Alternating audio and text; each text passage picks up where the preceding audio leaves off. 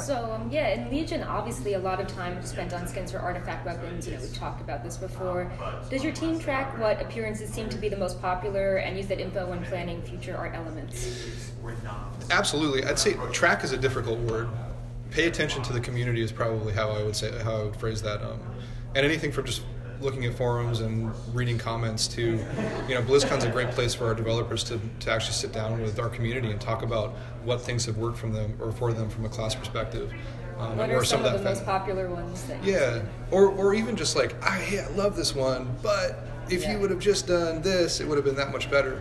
So that's why I think events like BlizzCon are very important to us. Is it's that human connection of actually being able to talk to the community and not just read forums, because forums are we don't hear from the non-vocal minority, right? We hear from or majority. We hear from the vocal minority that are generally fairly upset about things and just want to tell us what we're doing wrong. What? No. Yeah, shockingly enough. Try Reddit. It's really constructive. Okay, cool. Yeah. No, we haven't read it. Yeah. Is that okay? But that's valuable feedback too, right? I mean, there's always information in there that we can use, but we also like to hear what's working. And so, what seems to be the skin that's working the most that people seem to really love based on your observations? For allied races or for artifacts? Oh, like the one, man. I don't even know how to answer that. It's all over, right? Yeah. I think I don't know if there's a favorite or a. Everything's quirky. There's the sheep mage staff, and that's the quirky, different thing. I don't know. I feel like I've heard a lot about the shadow versions of Doomhammer being really, people really like that. And that was a difficult thing for us because, originally we had your dual wielding 2 Doomhammers. And everyone across the board was like, that seems odd because there aren't 2 Doomhammers, there's 1. How do we solve that problem in a way where we can allow people to dual wield and maintain the fantasy? That problem, I think, led to that creative solution, and it seems like people have been digging that quite a bit. Well, so much of it's iteration, right? Internally, we all play the game. We're all super passionate about the game, so it's kind of like a little micro petri dish. We all look at what you guys are giving us and give feedback and iterate internally too. Well, Chris, looking back at Legion, what would you say you and your team are most proud of in terms of a quality of life improvement? Oh, wow. So many things. I would say for me, my favorite one is world quests.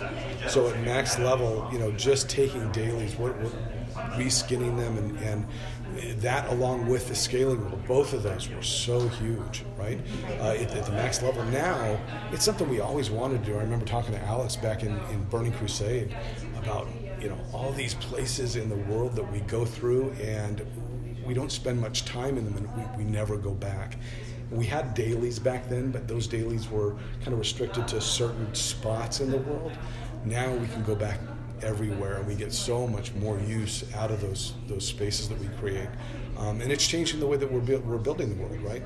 So for Battle for Azeroth, building those zones for ground up, both for content and level design, we're looking at through that lens of, hey, at max level, we get to come back to all of these places. How are they going to play differently again? So I think that's for me, that's the biggest one. Cool. Just as a follow-up, will we see any improvements or additions to World Quests in Battle for Azeroth? And do you feel like the add-ons like World Quest Group Finder help or hurt the player experience for this type of content? The second one's a little tougher. I think we're always trying to improve. I don't know that it hurt, but we definitely recognize that, it could be smoother. It could be. We're always looking at all of those systems and trying to figure out how to polish them up a little bit better. So I think that we will iterate some on that. But World Quest we're really happy with. I think we are carrying it forward. And like I said, the biggest difference is that now in Legion, World Quest took shape gradually over the production of the expansion, and we weren't really sure how they'd feel until close to the end, when most of the content was already created. So now we're folding that in ground up, and we're thinking about that. So I'm excited to see. I think we'll just advance it even more. It'll be more polished. Also having, this time around, we have sort of a unique situation where we have 2 very faction-specific continents that we're dealing with. And it allows us the opportunity to introduce World Quest at a point in your play experience where you are max level and you're able to go to new areas that you haven't seen yet. So, going to an area where it's enemy territory, you have to get to go experience things from the other side's perspective. But I think for me, world quests have always been, it's awesome to go back to repeat areas. From an artistic perspective, it may not be that interesting, so to allow players to go and experience something new visually while experiencing new content is pretty exciting. That's a great point. Some capital cities like Thunder Bluff, Silvermoon, and Exeter have not seen a lot of love in quite a while. So we're all going back to Azeroth. Will we maybe see some revamps to these cities? And I have a follow-up fan question that came in. Will Gadgetzan ever resemble the Hearthstone version? The second one's a great question.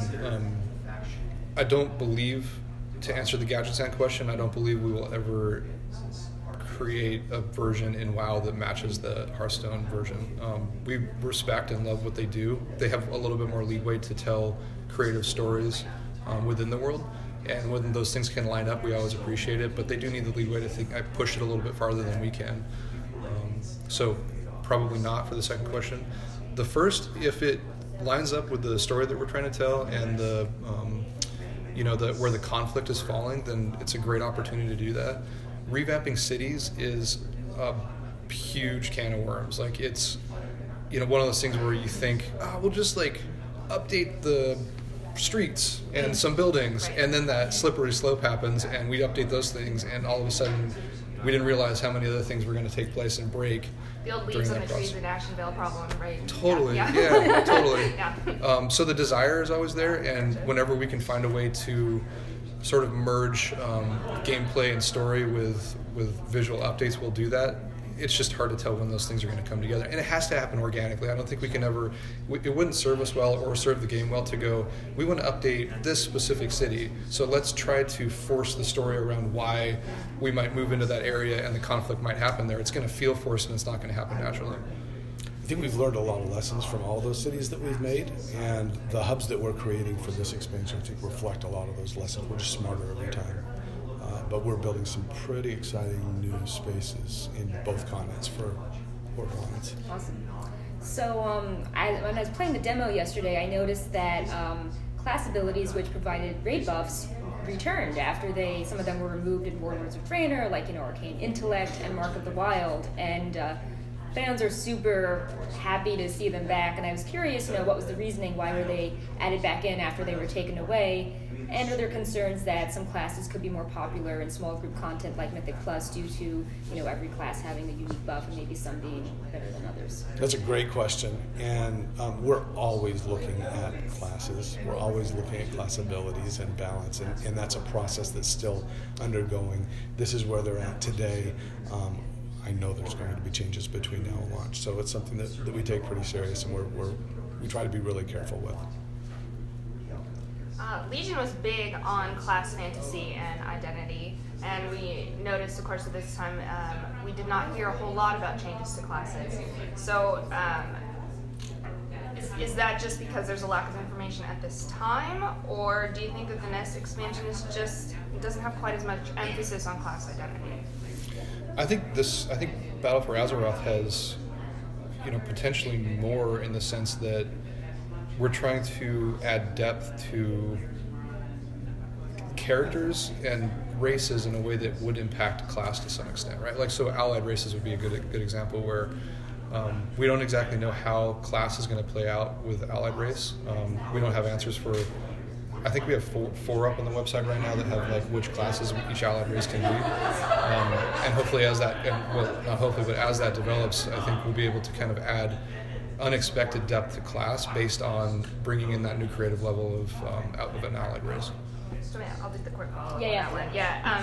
Allied races, can allied races be classes that already have a strong, unique visual identity, like demon hunters and death knights? If it fits, absolutely, right? I think it's also one of those things, and I mentioned this earlier, where we can't really, I don't think we would ever want to start off and go, the Nightborn have to be rogues because they're kind of dark and shadowy or whatever, right? Like, or we know that we just for some reason have to have another rogue class for the horde or whatever it might be. Like, setting that up front and tying our hands to that doesn't serve the purpose of creativity and letting things develop naturally. So what we do is we just kind of take a look at, once again, like playtest, internal, talking to the community, getting that feedback of, we really feel like the core fantasy behind this allied race lends itself well to a paladin, lends itself well to a mage. And when we agree with that, we'll kind of move it in that direction. But it has to happen like that. It can't be something that we set out and initially just point at and execute on. Cool. Well, I have a question related to scaling. So it's super cool. We have this, outdoor leveling experience. It's being revamped. We're receiving scaling. Should we expect adjustments to the time-walking dungeons and raids that are themed after a particular expansion? For example, the example was given that Wrath content could be from 60 to 80, so, with the time-walking level stay at 81 or maybe be lower so the people experiencing the Wrath story could, play the dungeons with their friends as well. That's a great question. For time walking, I think we alter your character to fit that dungeon for that time. I don't know exactly where that's going to fit in the scaling. Do you? We haven't even started figuring that out yet. It's so early on. Like, I have no idea. I don't think we know yet how that's going to work. I'm really excited to hear about Ulduar being the next time walking raid 7 through 5. So glad the system keeps being developed. Warfronts is something that's really exciting, generated a lot of buzz, gave a lot of people good feels that were Warcraft 3 fans and everything. Do you see potential for Warfronts to have a PvP mode? Yeah, it's something we're playtesting primarily on PvE. Once we get that right, I can't make any promises, but it is definitely something that we're talking about, absolutely. Cool. Is there a feature that was in development for Legion, but maybe didn't make it in, perhaps lack of technology or lower priority that we will now see in Battle for Azeroth? That's a good question. Nothing jumps to mind that we didn't execute on there that we're going to put into this expansion. But really, as a designer, that's one of the things that's great about Blizzard is that we build stuff and we all get together and we look at it and we play test it. And we're not afraid to say, no, this just isn't working, right? And maybe it is just not working for this expansion, or it's just not right for this feature set, but it's a good idea for later. That happens sometimes. Sometimes we just need to iterate on it until it's better, and sometimes we just go a different direction. I can't think of anything specific in Legion that we preserved just for this expansion, though. System-wise, no, but and it's funny how little things can impact the world. But from an aesthetic perspective, we wanted low-lying fog for Legion right off the bat because all of those areas. We data mined. I wonder where it was going. Data miners. That happens. My coworker will be so excited to hear it. But you probably saw it today, or yesterday if you played the demo. We got it in for 8.0, or actually we got it in right at the end of 7.0 and started building with it, so it could be in for the BlizzCon demo. It's not a system, but it's one of those things that psychologically impacts the world so much that you just kind of don't really think about right up front, but you see it and it's like, wow, that looks significantly different than the world used to look.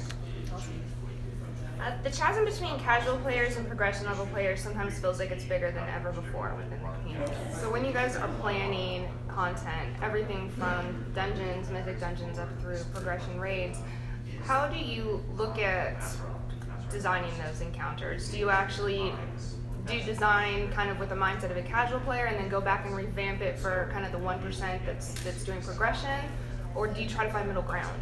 It's a great question, and we want to serve our entire player base, so we're always looking, I think now more than ever when we create patches, at making sure we've got enough world quests and enough quest lines, enough interesting content for more casual players, along with all the raids and the dungeons that we're going to announce. But we also are trying to make it easier to migrate those players who feel casual and make them a little bit more comfortable easing them into some of those spaces. And I think Islands is a good example of one of those places, right? Super easy to get in and out of, really small or short experience.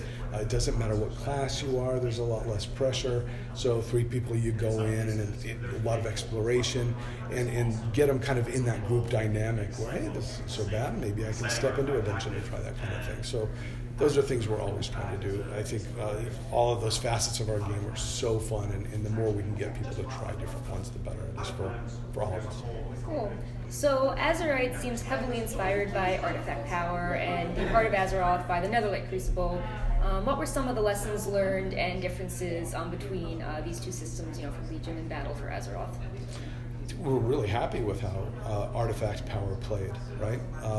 We did learn some lessons.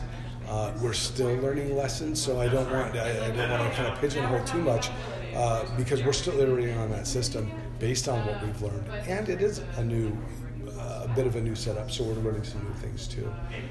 We're excited to see how that turns out, but overall, similar to World Quest, right? That's just one of those systems. Yeah, this is great. It's worth carrying forward. Just a quick follow-up. As part of the artifact weapon, there is that whole kind of transmog progression. Is there anything similar with part of Azeroth, or is it purely just the picking your abilities to enhance it? So right now there are 3 items that are going to be affected by Azerite power, and that may change. I don't know if that's going to stay for when we ship. The idea being there that there would be visual differences as you sort of progress through that system. I think, and sorry, just to leap back to your last question as well, I think that first chunk of artifact progression was really fun because you're picking a lot of stuff and it's making a big difference in your abilities and what you're able to do. And then we got to that point where there was just that huge backup of artifact power and not a lot to do with it. The infinite trait. Totally, yeah. So I think we learned that lesson and certainly want to use both visual upgrades and ability upgrades in the sense that you're not going to ideally get to a point where you have a helm that you're stuck with, that you've dumped all this power into, and now you're just backlogging power without any place to go. You could easily hold on to that helm and need it for a certain piece of content and get the same helm and totally plug in your powers in a different way that help you in other ways, so that you could have both of them in your bags and be able to kind of switch them out based on the content you're playing. It is. I mean, there's dials that we're definitely still turning right now. Yeah. Right now, you put your Azerite power into the medallion itself, and then when you get a new helmet, maybe it's a higher eye level, or maybe the way that you spend your Azerite power on that helm is going to unlock different abilities than the helm that you have now. So it makes for a lot more interesting choices. But you're not going to lose out. It's not going to be one of those really tough choices where, I've got to lose this helm that I've dumped so much time into. The Azerite power stays in there. What sort of challenges did allied races present in terms of taking something or a model that we saw maybe as an NPC and having to suddenly give that personality and customization? I would say opportunities, right? Because we all love every NPC we put in the game, and there isn't a time when we put something in the game that somebody doesn't want to play it as a playable race. So for us, it was actually the hardest thing was just like cutting it down, right? Like there's all this huge backlog of NPC characters. We were talking about Murlocs earlier, right? Like that continually comes up. I'm not saying that we're doing that, but it's a great example of something that and we're not planning on doing that right now, but it's a good example of something that constantly comes up when we have these discussions. The challenging part once we decide on something is more sort of all the details that you don't normally think about, and it's just things when somebody, we typically hear like, oh, it's just so easy, why don't you just make this, a new playable character. NPCs have a very reduced subset of animations from a player character. They basically have the animations that you need if you were to take that character over that, or you're going to go into a secret mission and you're going to turn you into a Nightborn and you're going to go infiltrate is a great example. They didn't have the full suite, and we were only reacting to what they needed based on that experience. So when we decide to make them a playable race, we need to go in and give them that full overhaul of all the animations that go into it. We actually completely changed the way that we map the characters and build their componenting system to match how player characters do, so they can wear all the armor that you might wear as a player character. As well, and then on the design side, it's just a matter of going in and now there's this backstory that you need to create and fitting them into the faction that they're going to be a part of. That's the fun part. That doesn't scare me at all. I mean, there's so many weird things, like even just the size of the creatures, right? I mean, if it's I want to play a frost giant, well, how is that going to work? How are you going to look on a mount? Yeah, you wear two skates on your feet. Yeah, sometimes there's creative solutions, but. So we have time for one last question with a short answer. All right. Okay. All right. Go for it then. So, is Antorus coming soon after BlizzCon? We haven't heard anything about it in the panels. What was the question? Antorus, the raid. No. Is that short? Alright, since that was super short, I think I have time for like a fast one. Okay. Are there any plans to differentiate role choice in Group Finder with ranged and melee DPS? So you can sign up as a ranged or melee to help people build their groups better. In Group Finder? Yes. Oh, that's another one of those systems where we're Okay. always iterating on. Yeah. Yes, we'd love to make it better, and I'm sure we will make it better in different ways, but I can't I know, yeah. specify. Do we have time for one more quick one, or are we done? We're done.